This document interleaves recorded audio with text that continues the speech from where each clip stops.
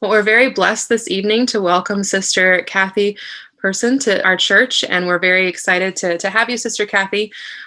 Sister Kathy has over 30 years of experience in her field, including time with Child Protective Services. She is a licensed clinical social worker, and she's worked with those with persistent mental illness, as well as with those who have experienced sexual, emotional, and mental abuse in childhood. Sister Kathy has also spent many years with hospice dealing with grief and bereavement issues. Previous to her social work, Sister Kathy taught in elementary school and was a substitute teacher at O'Connell High School in Arlington, Virginia. She's been a member of the Diocesan Review Board in Richmond and also assisted the diocese as the interim victim assistance coordinator for 4 months. So thank you for being with us, Sister Kathy, and I'll let you introduce yourself, and when you're ready, just let me know and I'll start your PowerPoint. Okay. Well, thank you for that. And I thank all of you who are decided to come this evening. I know that this is a very difficult topic, and I want to thank people who are lending me their home. Since just about a half hour before this began, we ran out of internet. It just went down. So it was a little bit hectic, but we have friends that said, come and use our home, and that was wonderful. So God bless Christine, whose home I'm in. I wanted to say right from the beginning, if you have any children, I really recommend, unless they're 16 or above, that they not be in the room. This is a very sensitive and difficult topic, and I think it could be upsetting for children. And if you have your own emotional issues, if you have any struggle with what I'm talking about, feel free to walk out of the room and, take care of yourself, because that's the most important thing to do. So we're going to be talking about child sexual abuse. One of the things that's really important, I think, for us to understand that there was a meta-analysis done of 22 different American studies that tell you that the prevalence of child sex abuse is that 30 to 40% of girls as children are sexually abused. That's a pretty large amount of people. And 13% boys. So boys and men are less likely to be abused, probably, but also less likely to report to anyone about it. Boys tend to act out things rather than share information. And so you have to pay attention to that. Neither girls or boys are going to tell you, but they might act it out, especially boys.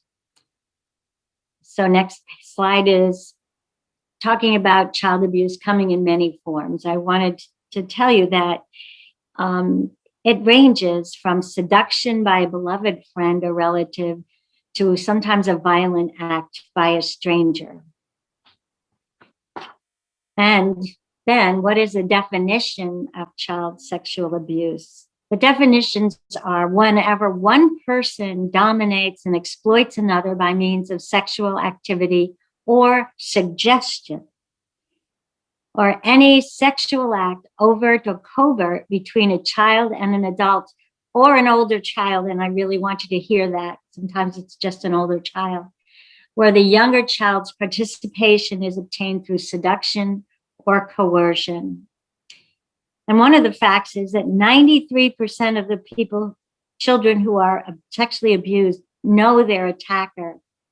And that means that oftentimes the abuser is a family member, a family friend, or other trusted adult who's loved and cared about by the abused child, by the survivor. This is not generally somebody that comes at you in the night and jumps on you. This is usually someone who seduces and takes advantage of a child with love and affection. Important to know, not all abuse is about touch. Sometimes abuse is introducing the child to pornography, showing pictures, or introducing that child to porn sites. And I think that happens a lot with maybe the middle school child as well, but it can even happen to a 4 or 5-year-old. So this is really important to know. And sometimes it's forcing a child to pose in a sexual way or perform a sexual act on themselves. and then take pictures or videos of the child. And these are often used by the abuser for their own pleasure or sold and put online for other people to see. So it can be a business as well, and shared with other people. And these really have short and long-term effects on the people who survive child sex abuse. Even if it's not with touch, it has a detrimental effect on people. Okay, what is the immediate effect on a child? One of the biggest, I think, that's so important is the loss of innocence. The child is damaged by this predator coming in, introducing them to sex way before they're really psychologically, intellectually, or emotionally able to handle it. And so the childhood is taken from them, the innocence of childhood. And it really can be visibly shown in their behaviors afterwards. This child no longer sees the world as a safe place because it's become an unsafe place. And there's a loss of belief that loved ones won't do harm. Since 93% of those who are abusers are people that the child initially trusted and loved, it shatters this belief that adults are good people who care about them and that the world is a safe place. The other deeply disturbing effect is that the child then feels shame and guilt. And creates low esteem. The shame and guilt comes because the child believes that they've done something wrong. Too often, in my experience, has been that the child doesn't see the abuser as a bad person. They see themselves as bad, or that there must be something wrong with them, or this never would have happened. So they don't tell because of that shame or guilt, and they walk through life feeling like something's wrong with them. Instead of recognizing that something is wrong with the person who abused them. Some of the signs to be aware of in the child can be changes, both physically and emotional changes. One of the biggest now is acting out sexually. And I think this is really important to notice. If your child all of a sudden starts acting in inappropriate ways sexually, this is one of the signs that something might have happened that you want as a parent to really check out. The next one might be that you'll see more aggressive behaviors and more moody, angry behaviors. So they'll either withdraw from the parents or become more clingy. Either one you'll notice that it's different and maybe unusual than it has been before. The other one that's really important too is if the child starts to avoid a particular adult and not wanting to be alone with this adult, showing dislike or fear. And the thing is, in my day, if a child said, I don't want to go near that adult, it would have, my day when I was a child, I would have been probably forced to go over and hug that child, that person, or kiss them and behave myself. But I think it's really important now that we pay attention to the emotions that might be coming up with the child. It doesn't have to be sexual abuse, but it is a signal that you need to check out with the child what might be going on. So if you see the child really showing, especially fear or angry attitude toward that person, make sure that you check it out afterward, and don't force your child to hug or kiss an adult until you have checked that out. Another might be physical problems that show up. You might hear complaining about pain or some kind of discomfort in the genital or anal areas, but also, especially with the younger child, they might return back to bedwetting, something they maybe hadn't been doing before. These would all be signals. And keep remembering that the child may not talk to you, but the body will tell you things. So the child won't use words, but they will act it out very often. And so you really want to be aware of any changes that happen. Another place to be checking and would be with schools. And this would go for any of you who are teachers as well. All of these behaviors, if you work with children, you should be looking at not just the parents, but any adult who's involved with children should be checking this out. And so, what are the school problems? There would be a drop in grades, difficulty concentrating. And if a teacher tells you the child's doing differently there, you might want to really pay attention and ask the child to see what's going on. Or if they're having different relationships with other kids. And I think sometimes this happens because after a child's been abused, they feel different.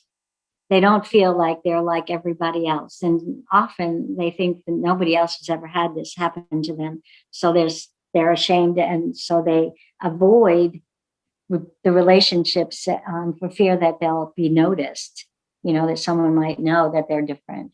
And they just feel like they don't belong and they're not part of the same group anymore. Other relationship problems that might happen, if you see any interpersonal, even if it's playing with the kids in the neighborhood and the actions or behaviors are different, or they stop playing with them, or if they've stopped talking even to siblings and to their parents, check it out and see what's going on. I'm not saying all of these have to be sex abuse, but there are signs that something is going on with the child that's new and different, and that you need to check it out.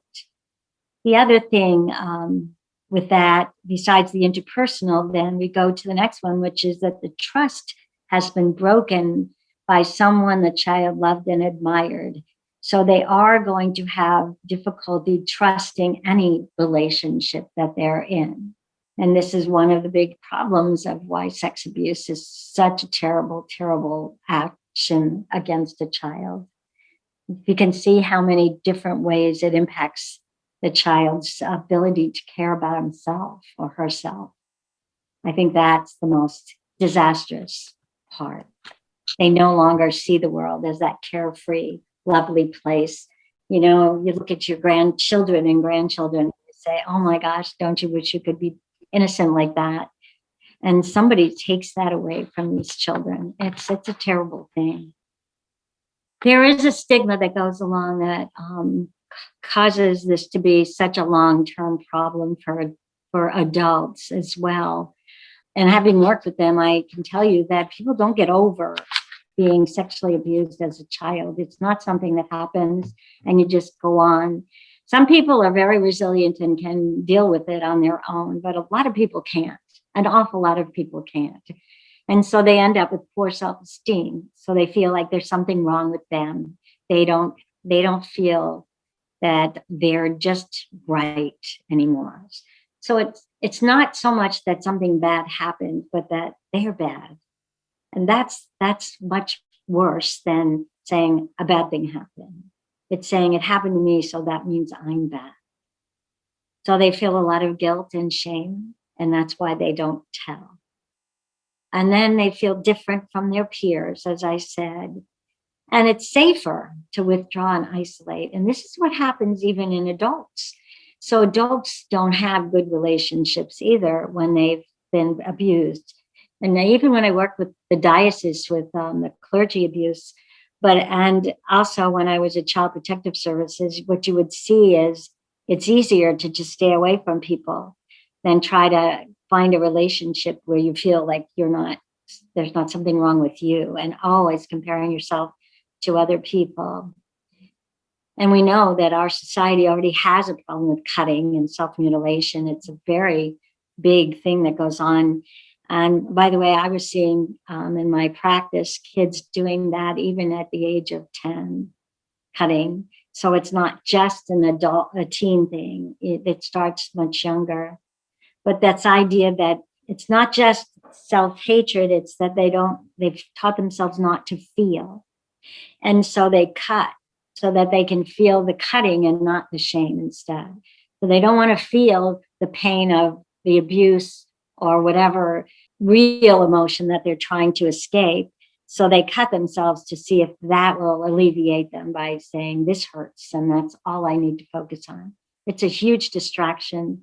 Cutting and self-mutilation isn't the same as suicide, although suicide is also one of the ramifications of abuse. Another big problem that happens is substance abuse. Many people who've been abused try to numb themselves as well with substances. It could be alcohol, it could be drugs, or it could be sex. They'll have random sex, anything to numb themselves and not feel the pain of the abuse. So they find other forms to harm themselves because they really don't love themselves either. So on the next page, we have some more long-term effects. Sometimes they get confused about sexuality. But I think this is hard for boys who are abused by men. Then a lot of them would say, I was started to wonder if I was homosexual. I didn't know I was gay, but if this happened to me, maybe I was.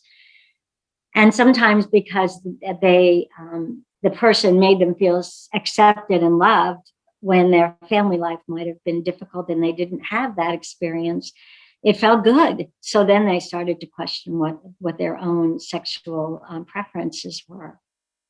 So we have alcohol and substance abuse issues. Like I said, we have confusion about sex and affection, because when you've been sexualized at a very young age by an adult who is showing you affection and then takes it to the next step and confuses it by making it sexual, you start to think that that's what happens when you feel affection for another person. And you might see a teenager acting out sexually because they don't know the difference. There's also the effect of a sense of betrayal and a totally impaired ability to trust. They have been betrayed. They're betrayed by adults who are supposed to protect them. And even if one of their adults didn't do the abuse, it may be that adult didn't protect them from the abuser. And so that's another factor that causes some problems in relationships. Who do you trust? Who can you trust? A lot of the people I've been with and also had a lot of marriage difficulties and other relationship issues. Some of the men that I talked to had been married 3 and 4 times. And they just said, I'm just no good at it because I can't share. I can't be intimate. I don't know how to share my emotions with her. And so the women get frustrated and leave. And I think women can also do that to men. There's also a huge sense of powerlessness, because when you're a child and this happens, you are powerless. So sometimes what happens is you go through life never believing that you have any control over your life. And so you start seeing yourself as a victim and never the one who is actually proactively in charge of your own decision-making and being. And so you just sort of form yourself into more and more different relationships that are really not healthy. And another part of the problem is there are some chronic illnesses that come, such as fear and depression, anxiety, and also, trauma will be a part of some of the long-term, especially if there was violence or threats that were part of the actual abuse. Okay, so what do you parents and teachers do to help with this? I think most important would be if we could prevent it. So best thing is prevention. And I think you at St. Bridget's, from my recollection of being there, we're doing a lot to really make the place safe. I even remember when I first started working there 9 years ago, I guess it was, putting windows in all the doors. Machine Car had them doing that. And so that nobody was behind a closed door, and making it less and less possible for someone to be abused or to be accused of abusing, because that's another threat to those of us that work with children or even adults. But also, I think what's really important for adults and especially parents is to witness a loving relationship to your child, because all studies in psychology show that children who believe and see their parents truly caring and being devoted to one another feel safe. There's something really safe at knowing your parents are really together on things and really, really care about each other, and then exemplify that caring for you as well. That is the best predictor of not being abused, because that child will feel already cared about and won't be as vulnerable to other adults. Another thing is to have open conversations with your child. Help them to see you as open and not overly emotional when they're talking about things. And I know when I was a mom, this was really difficult. If my children were telling me something that was painful for them, I sometimes got really emotional too. And it's really not a good thing, because their children need you to be calm and not overreact, because then they'll think, oh, wait a minute, this is really bad. Maybe it's worse than I thought. Maybe I'm worse than I thought. So you have to kind of stay calm and let them share whatever it is they need to share, and then affirm them that you love them no matter what, and that you will take care of them and protect them. And I think being really educated on what is appropriate behaviors, really make sure that you educate yourselves and you educate your child. I remember when there's good touch, bad touch, let them know what is appropriate and what they never have to say yes to. And believe your child if they tell you something. You may hear that some children lie about abuse, but really that would be a very few. This isn't really something anybody really wants to be talking about. So I think most children, if they dare tell you, take it seriously and really do some checking to make sure, because the child is the most important person and needs to be protected and needs to feel safe in sharing anything that's difficult. Never, ever let them go alone with another adult until you're really sure, especially if they're out of visibility. Even if it's someone you know, be really, really careful, because like I said, most of the people who abuse are people parents trust as well. So really pay attention and wonder why someone would want to take your kid too far either. Because let's face it, most adults really don't want to hang out with other people's kids. So if this guy, one of your friends, is wanting to hang out just with the kids instead of with the adults, pay attention to that. Just watch and make sure that nothing else goes on. And use the Virtus training. I want you to know, I think it's a really wonderful tool that's offered by all the dioceses, and pretty much has to be done by you if you want to work with children. But there are so many great scenarios on the Virtus training that will teach you what I would call the slyness of some of the predators. So pay attention to that and really be diligent of listening to the Virtus training, because it goes on forever. You get you'll get an email reminding you that there's more information out there, and a lot of it is difficult to do. And it will teach you, and you'll just become a little more aware and notice things a little better than you would if you weren't paying attention at all. And be aware of any adult or older child taking too much interest. And I want to say that my son was at an event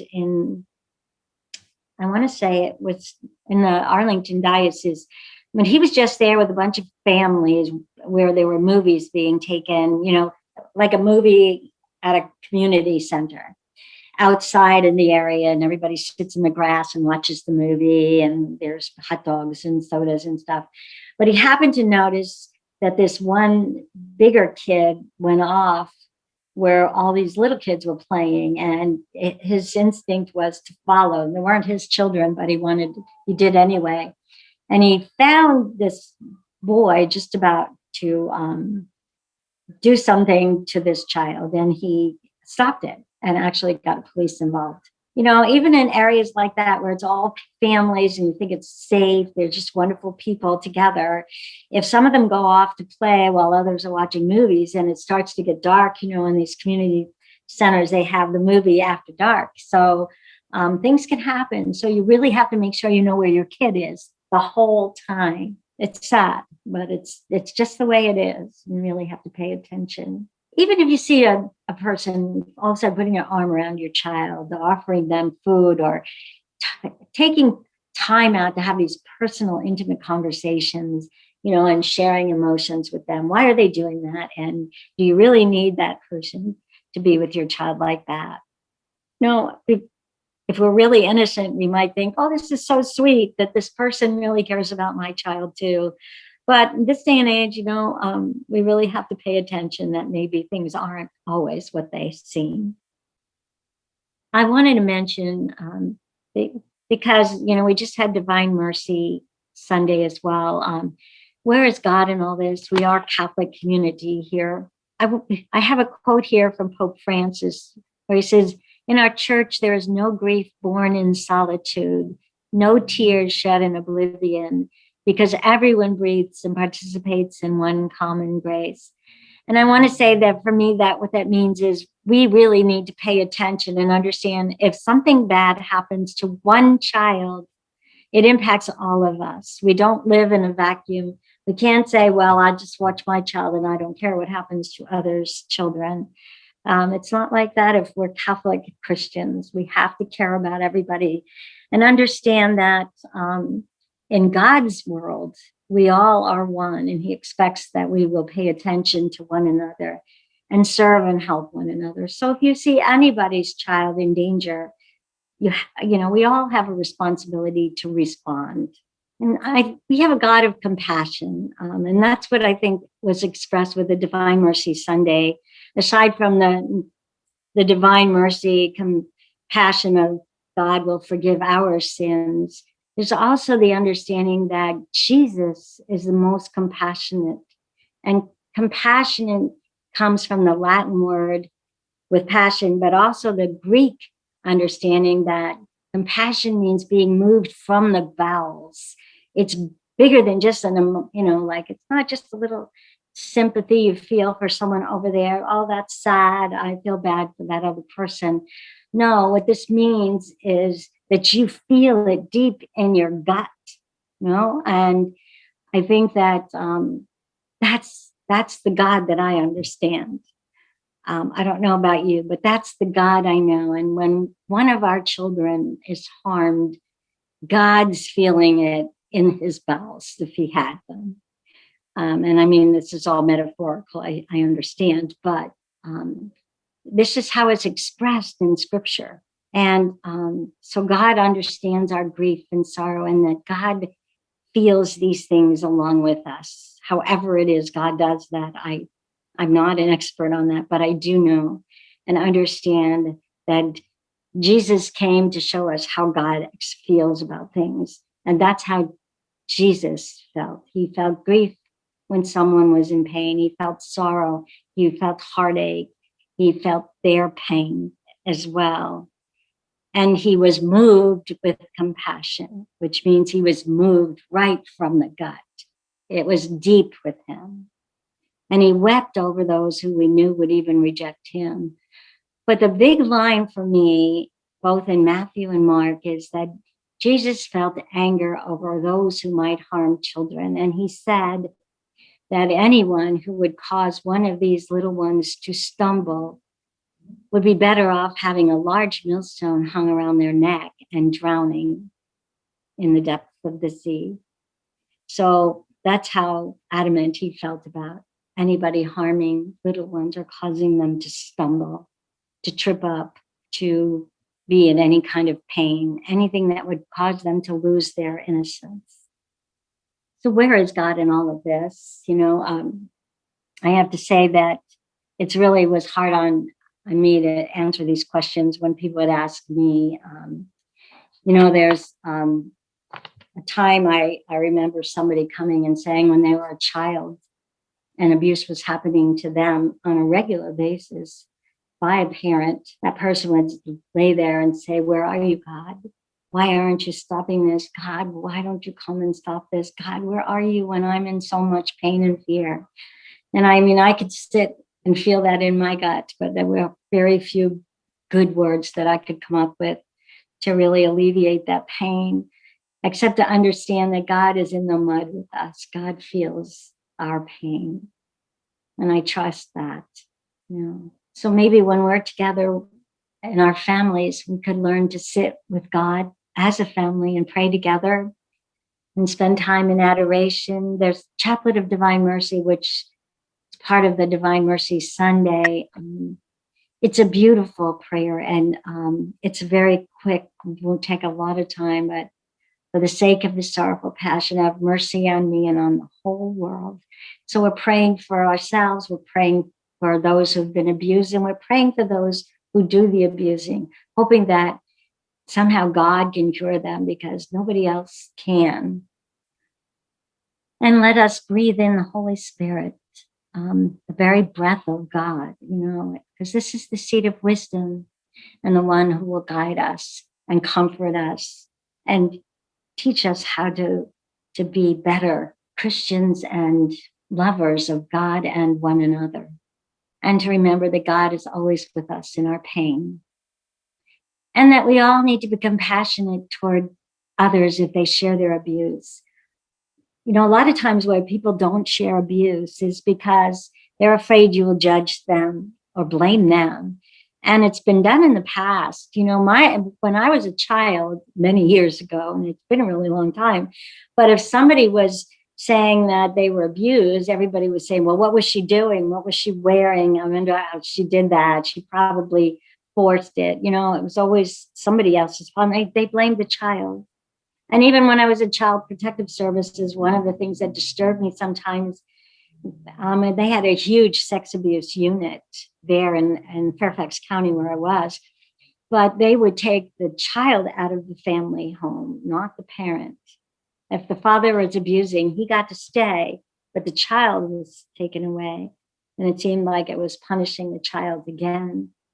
So we need to be really compassionate for people who have gone through this terrible thing and be Christ for that person and let them see us as Christ and let's see them as Christ. And how would we treat Christ if he came and was talking with us about this issue?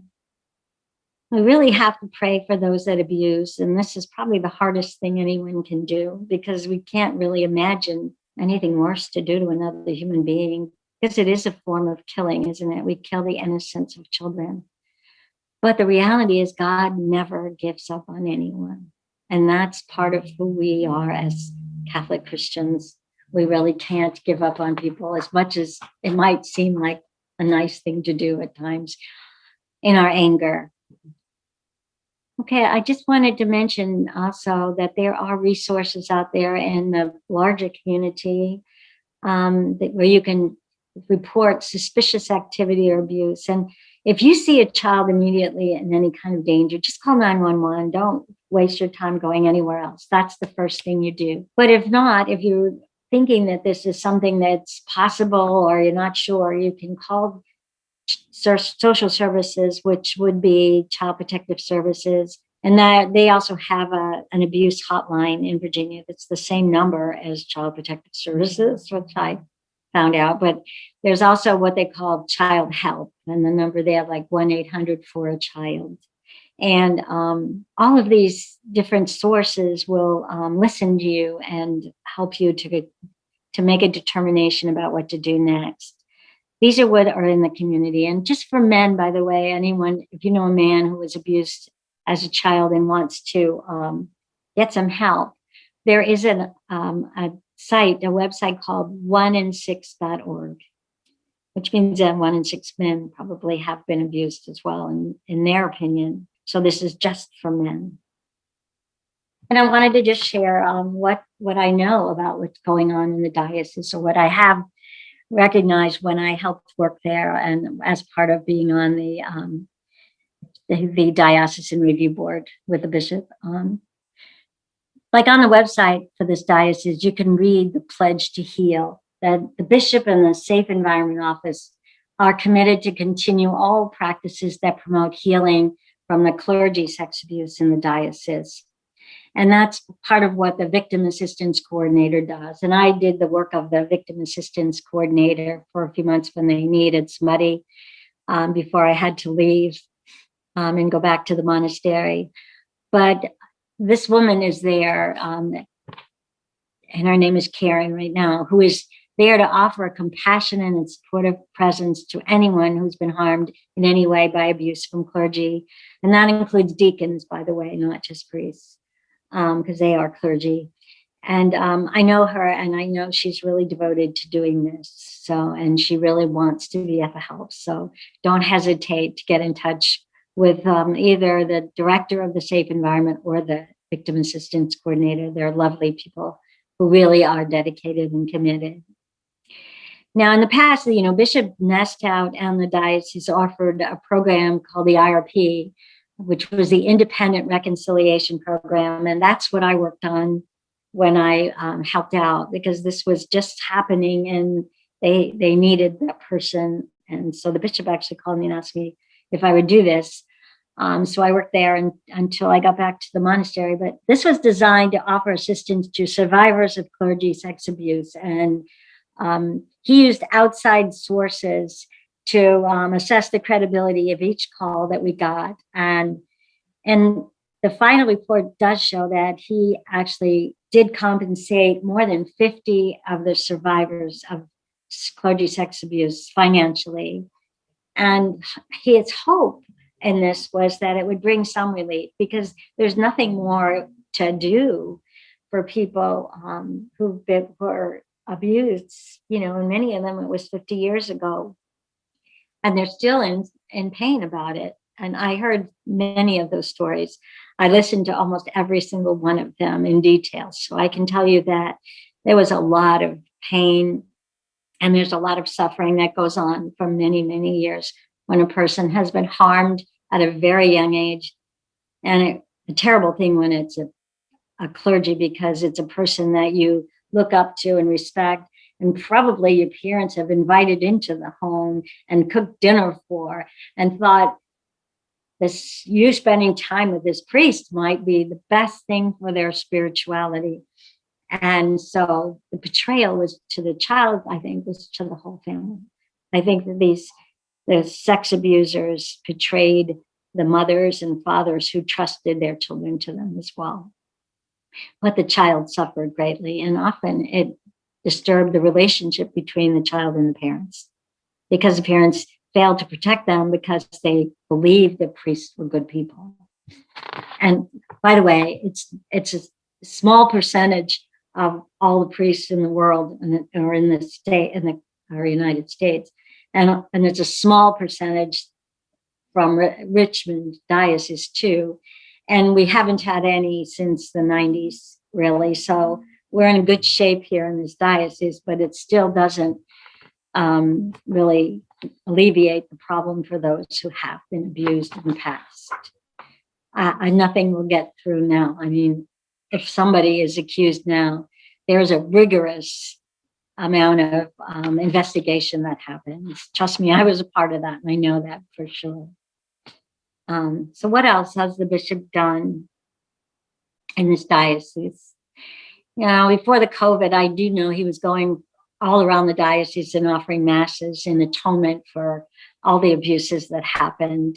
And by the way, they were diocesan priests, but they were also priests and brothers from different religious institutions, including the Benedictines, the Jesuits, the Franciscans, and every other order, the Dominicans. So it seems to have hit everybody. And if it happened here, we wanted to deal with it too. But we also worked with those religious orders and asked them to take some responsibility for what their people did as well. Another thing that he's done is had rosaries for healing. And you can see this and pictures of this on the website, as well as learning more about the IRP that I shared with you. And the masses might still be out there too, because I think some of them were recorded. He's had reconciliation services. He's had programs to help people. He's done a lot of meeting with survivors. And we worked really hard at this. And the director of Safe Environment is really diligent at working at strict adherence to all the US CCB guidelines for clergy sex abuse. We do criminal background checks, and that which is expected in everybody from the schools, the parishes, and the diocese. The Office of Safe Environment does do oversight on whether or not the parishes and schools are doing due diligence. And I know that's part of what Nazia Shafi is doing as the director of Safe Environment. I'm on the Diocesan Review Board. What it is a consultative board to the bishop. And generally, we're made up of attorneys, therapists, law enforcement people, and maybe we're all lay people. And by the way, sisters are considered lay people in the hierarchical structure of the church. There's also the Director of Safe Environment and the Victim Assistance Coordinator, or VAC, as we call her. Also, the Vicar General and the Vicar for Clergy, along with the Bishop, are on that board, and so meet regularly. And if there's any issues that come up, we are the ones that help. We have an investigator that does some real investigating of the clergy and the person who's doing who is speaking of having been abused. But we also investigate the clergy very carefully. And we have the Victim Assistance Coordinator, and you can call her at that number, or you can email her at vac@richmonddiocese.org. The VAC being Victim Assistance Coordinator. And she offers assistance to those abused by clergy. She'll talk to people daily if they need it, and also at times can offer counseling services. There are a number of people that she finds who will do some counseling with people who have been abused or feel like they still are struggling from previous abuse. And, we can always, if you're not calling 911 or you're not feeling like you're getting your needs met with the diocese, please feel free to call the Attorney General hotline. Bishop has been very clear, call 911, call the Attorney General, and then after that, call your pastor, call anybody else you want to. But those are the steps to take. If a child is in any danger, call 911 and call the Attorney General, then call your priest or the diocese or whatever. But take care of it immediately to make sure that the child is safe. And I just thought my final words here is to be observant and trust your intuition. So if you see anything that makes you uncomfortable in the school or parish or in your home, go to someone in charge and report it, or call 911 or call the Victim Assistance Coordinator. And know that it's better to be overzealous than let any child be harmed. And parents, educate yourselves and your children. Check what's being done in your child's schools as well. And if you're concerned or see red flags, it's better to invade your child's privacy than later wish you did. So if your child's acting up, and that might be time to read your kid's diary. And I know that for a lot of people, invading your child's privacy like that is a terrible thing, and I'm sure the child will be angry. However, if it's the only way you can find out that what's going on, I recommend you do it. You protect your child no matter what the cost is to anybody else. Okay, and I hope that this is helping you and that we have some questions. Thank you, Sister Kathy, for sharing. This is a very difficult topic. And a very painful topic, I think. And so your wisdom and all of the work you've done is just such a blessing for us to be able to hear about it. And I thank everyone for being here this evening. We will take